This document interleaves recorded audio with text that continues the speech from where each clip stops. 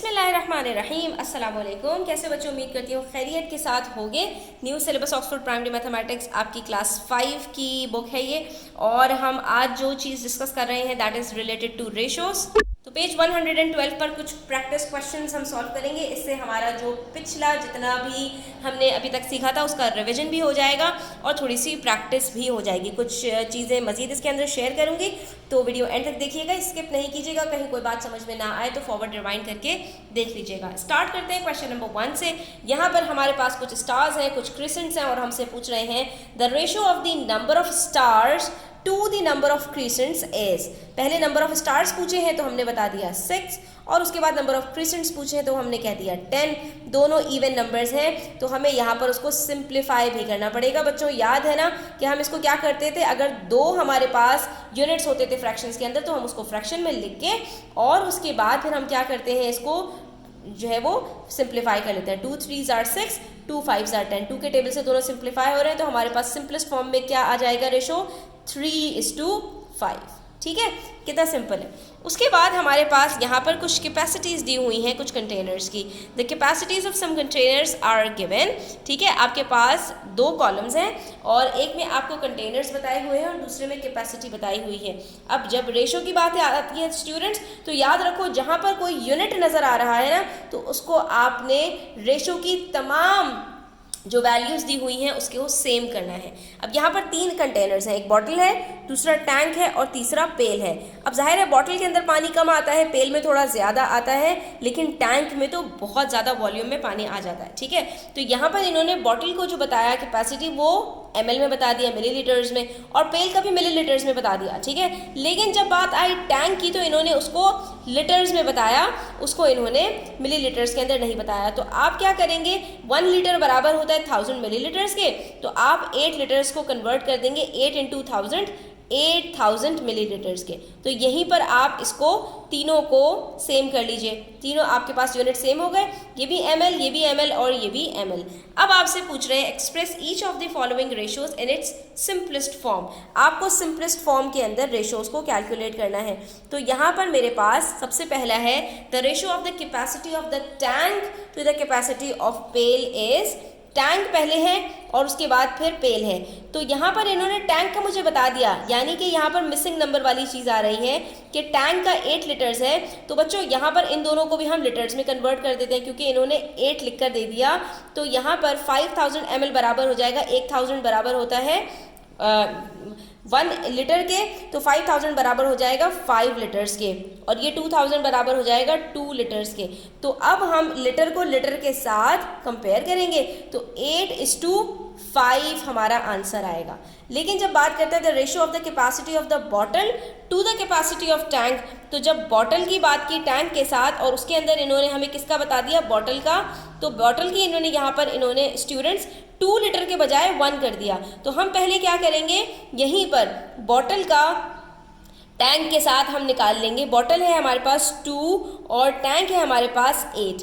ठीक है, तो यहीं पर इसको सिंप्लीफाई कर लेते हैं। अगर ये 2:8 है और इसको हम सिंप्लीफाई करें 2/8 को, तो ये क्या बन जाता है, 2 1s are 2, 2 4s are 8, यानी सिंप्लीफाइड फॉर्म में ये 1:4 का बन रहा है, और 1 ऑलरेडी गिवन है तो टैंक का कितना हो जाएगा, 1:4। अब यहाँ पर स्टूडेंट्स अगर आपने 1:8 लिख दिया तो ये आपका गलत हो जाएगा। ये थोड़ा सा इन्होंने यहाँ पर आपकी अंडरस्टैंडिंग को चेक किया है, इन्होंने यहाँ पर आपको सिंप्लीफाइड फॉर्म में ही मिसिंग नंबर्स दिए हैं। ठीक है, इसी तरह से the ratio of the capacity of the bottle and tank to the total capacity of the 3 containers. पहले इन्होंने कहा पहला वाला जो रेशो है वो सिर्फ बॉटल और टैंक का सम है। तो बॉटल और टैंक का सम अगर हम करें तो हमारे पास बॉटल है कितनी स्टूडेंट्स, 2 यूनिट्स हैं उसके, और टैंक के हम लेते हैं 8। तो 2 + 8 कितना हो जाएगा, 10। अब यहाँ पर आपने 1:4 नहीं लेना, क्यों, क्योंकि पेल आपके पास यहाँ पर 5 लीटर्स है और उसको हाफ करेंगे तो वो पॉइंट्स में चले जाएगा, 2.5 हो जाएगा। ठीक है, तो इसलिए यहाँ पर आपने इसको नहीं लेना, आप इसको फुल यूनिट्स ही ले लीजिए। तो 2 + 8 10 यूनिट्स होते हैं, और टोटल की बात करूँ अगर स्टूडेंट्स तो 2 + 8 10 + 5 15। तो 3 कंटेनर्स का जो सम आ रहा है वो 15 आ रहा है। तो पहले हम 2 का लिखेंगे 10 और उसके बाद फिर हम तीनों का लिखेंगे 15, और इसी को अगर हम सिंप्लीफाई कर लें तो ये बन जाएगा 5 2s are 10, 5 3s are 15। 5 के साथ ये हमारे पास सिंप्लीफाई भी हो रहा है, तो ये क्या बन जाएगा 2:3। तो ये छोटी छोटी चीज़ें हैं, इसका आपने बहुत ज़्यादा ध्यान रखना है। उसके बाद क्वेश्चन नंबर 3 में हमसे कह रहे हैं what are the missing numbers. Missing numbers की हमने डिटेल के साथ बात की थी कि हम यहाँ पर क्या करते हैं स्टूडेंट्स, कि हम जो हमारे अर्लियर रेशोज़ हैं उसमें से ये चेक करते हैं कि जो नए रेशोज़ हमारे पास इक्विवेलेंट रेशोज़ बन रहे हैं उसमें और पहले वाले रेशो में कौन सी वैल्यूज़ हमें दोनों में गिवन है, और उसकी मदद से हम दोनों का रिलेशनशिप फाइंड आउट करते हैं और फिर मिसिंग हम जो रेशोज़ होते हैं उसको कैलकुलेट कर लेते हैं। तो यहाँ पर मेरे पास पहला रेशो है 2:5 और दूसरा जो रेशो है वो (10 है। तो अगर मैं देखूँ कॉरस्पॉन्डिंग में तो मेरे पास जो सेकंड यूनिट है वो दोनों में गिवन है, और दोनों में लिंक क्या है, यहाँ पर मैं 5 को 2 से मल्टीप्लाई कर रही हूँ तो मेरे पास यहाँ पर 10 आ रहा है। इसका मतलब है यहाँ पर भी मुझे 2 को 2 से मल्टीप्लाई करना पड़ेगा, तो इसका जो कॉरस्पॉन्डिंग रेशो है वो मुझे पता चल जाएगा। 2:2 क्या होता है, 4:10। इसका मतलब है 2:5 और 4:10 हमारे पास इक्विवेलेंट रेशोज़ हैं। इसी तरह से देखिए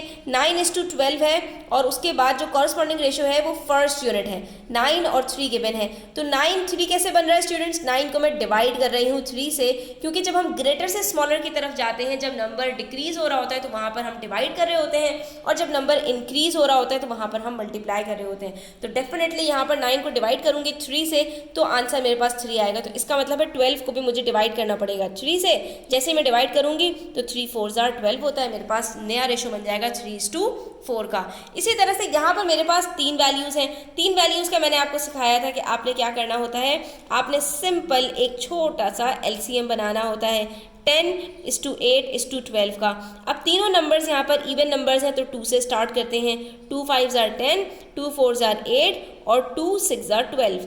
अब जो नंबर्स हैं मेरे पास स्टूडेंट्स, एक मेरे पास ऑड आ गया, बाकी दोनों इवन हैं, और ये तीनों ही नंबर्स किसी के भी मल्टीपल नहीं है, किसी एक नंबर के मल्टीपल नहीं है। तो इसका मतलब है ये मजीद सिंप्लीफाई नहीं हो सकते। तो हमारा आंसर यहाँ पर क्या आ जाएगा स्टूडेंट्स, 5:4 ऑलरेडी गिवन (6). तो ये देखा आपने, हम अपने रेशोज़ को किस तरह आसानी के साथ यहाँ पर एक LCM से कैलकुलेट कर सकते हैं। इसी तरह यहाँ पर भी मेरे पास 3 वैल्यूज़ हैं तो इसके अंदर भी मैं LCM निकाल लूँगी, ठीक है।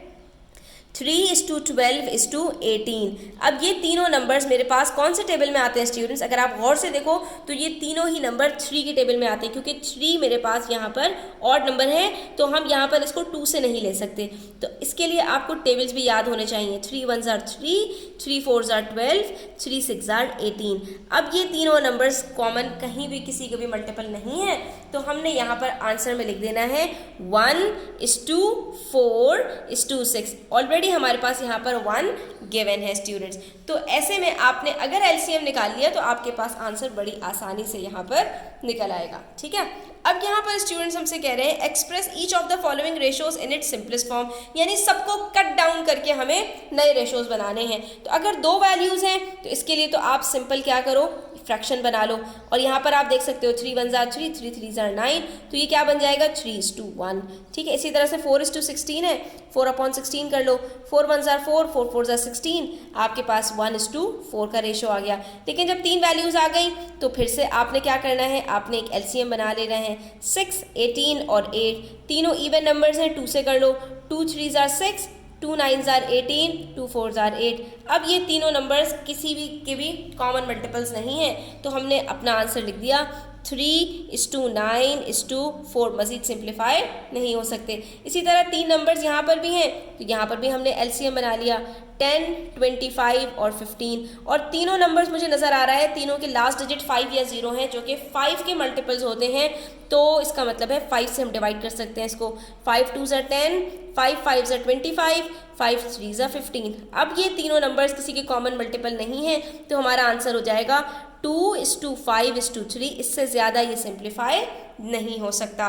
तो स्टूडेंट्स ये 2-3 चीज़ें मैंने आपके साथ शेयर की हैं। अगर आप इन 2-3 चीज़ों को याद रखेंगे तो किसी तरह का भी क्वेश्चन आ जाए आपको कोई प्रॉब्लम इंशाल्लाह नहीं होगी। आज का लेसन यहीं तक रखते हैं। आई होप आपको समझ आया होगा। वीडियो अच्छी लगी हो तो लाइक कीजिएगा, अपने फ्रेंड्स के साथ शेयर कीजिएगा, चैनल को सब्सक्राइब करते जाइएगा। अपना ख्याल रखिएगा। अल्लाह हाफ़िज़।